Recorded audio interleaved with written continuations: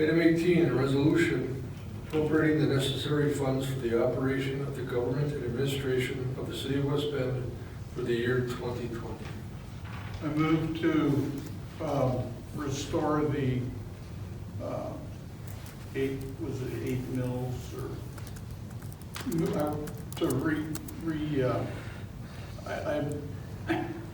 I move to submit for approval the budget originally submitted with a millage rate of 7.85, I believe it was, instead of using the carryover funds to provide a temporary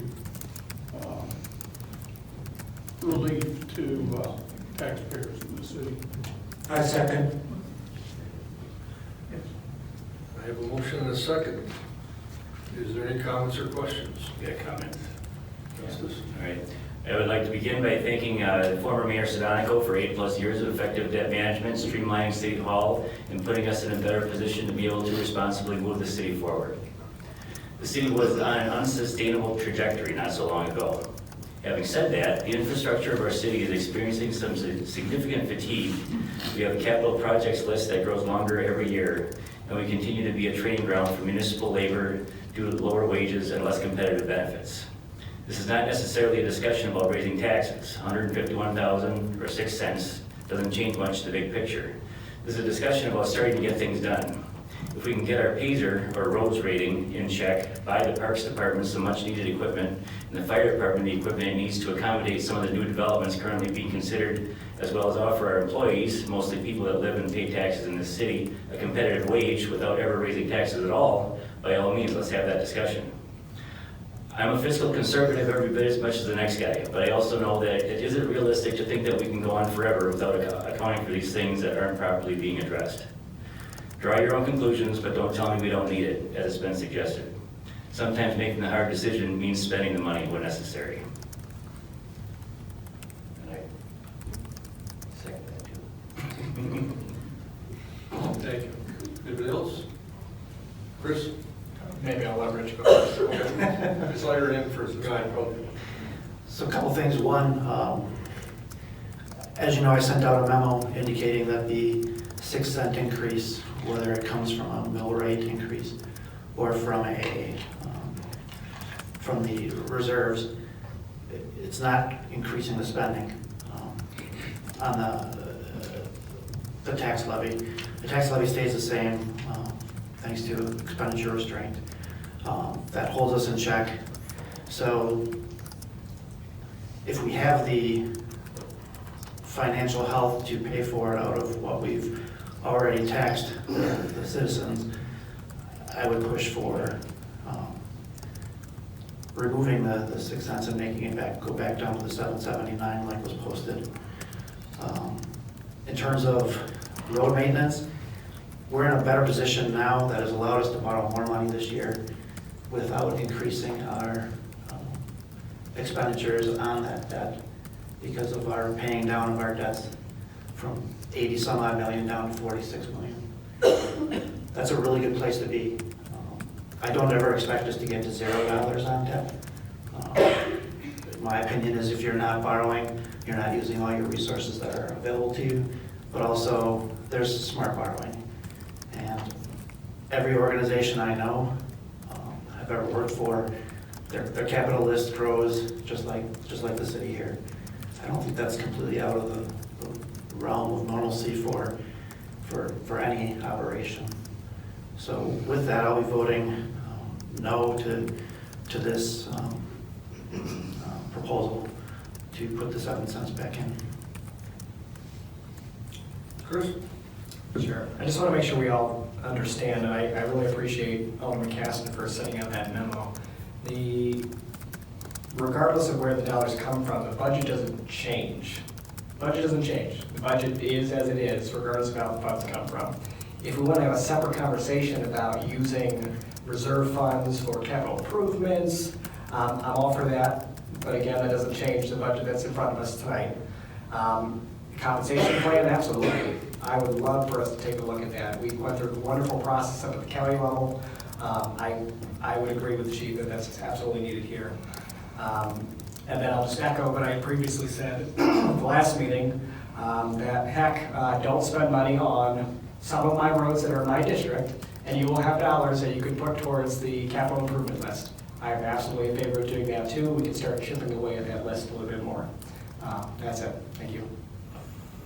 Justice? Yeah, the budget does change. It gets more expensive, right? And that's why we put this additional 6 cents on there to begin with. That's why you guys recommended this, Jay, and the finance department, correct? Jay?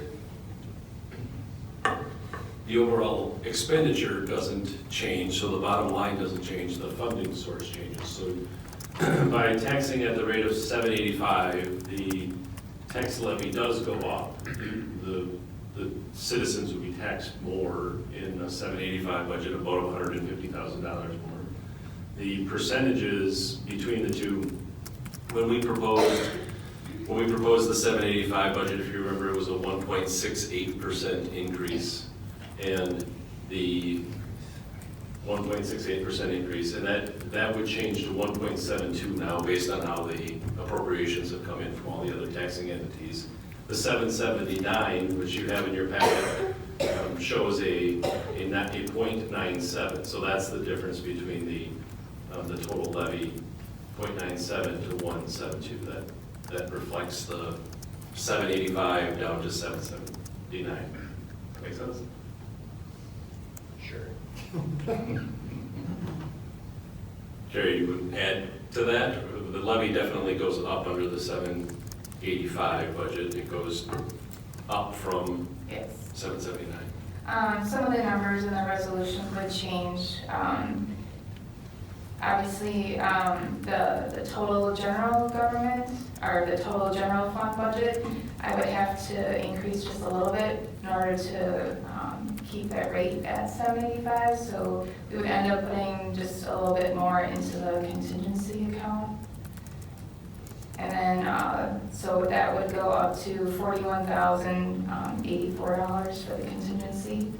And then that would bring the total general fund budget to the $24,258,634. And the general levy obviously would be going up then, because then we wouldn't be using the 151.1 as planned for the 779 rate. I can read through these numbers if you'd like, or, no? Okay. Well, then we wouldn't start in the hole next year. Yeah, so what Carrie is sharing, that the notice, the public notice that went out is not, you're not just gonna see two changes. You're not gonna see the 151.1 and the 779 go up to 785, but there's some other ancillary changes within that resolution that's before you as well. What hole? Well, we're taking money out of another spot to fill this 151 for next year. But then we start, Jay, explain that for me. That's the way you described it, so. Carryover, so I don't understand how it would be a hole. So I'm confused as to why it would be referenced as a whole. I think what Justice is talking about is the funding source. So if and we used police cars in the scenario about a month ago, we talked about this. So if the $151,000 worth of police cars, if you will, because they're in our annual operating budget, are funded from tax levy at the 785 rate, then the subsequent year, the tax levy would be at a rate that, at an amount that, for expenditure restraint purposes and our levy limit purposes, would be at X. If the rate stays at 779, the people are never taxed, the citizens are never taxed for that extra $151,000. I think that's the whole, that you're supplanting levy for fund balance money. And theoretically, to fund that same police car in 2021, you'd be assuming you're taking another $151,000 from the fund balance moving forward versus getting it from the tax levy. I don't think there's an assumption of that.